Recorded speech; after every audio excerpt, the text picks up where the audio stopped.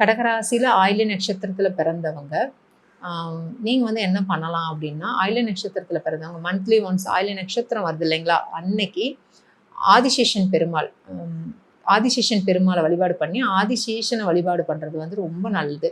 பொதுவாகவே ஆயில்ய நட்சத்திரத்தில் பிறந்தவங்க எப்போவுமே அவங்க போடுற ட்ரெஸ்ஸு, அவங்க உடம்பு எப்போவுமே சுத்தமாக வச்சுக்கணும்.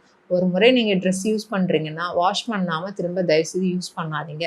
அதே மாதிரி எப்போவுமே உடம்பை வந்து நல்லா சுத்தமாக வச்சுக்கோங்கன்னு அடிக்கடி இதுதான் சொல்கிறது.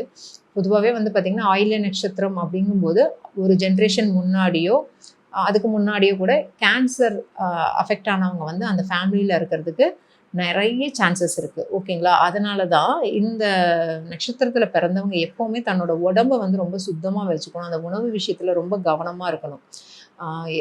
அதாவது அளவுக்கு அதிகமாக உணர்ச்சி வசப்படக்கூடியவங்க கடகராசியில் இருக்கிறவங்க, அதில் பர்டிகுலராக ஆயில்ய நட்சத்திரம் பார்த்திங்கன்னா ரொம்பவே அதிகமாக உணர்ச்சி வசப்படக்கூடியவங்க.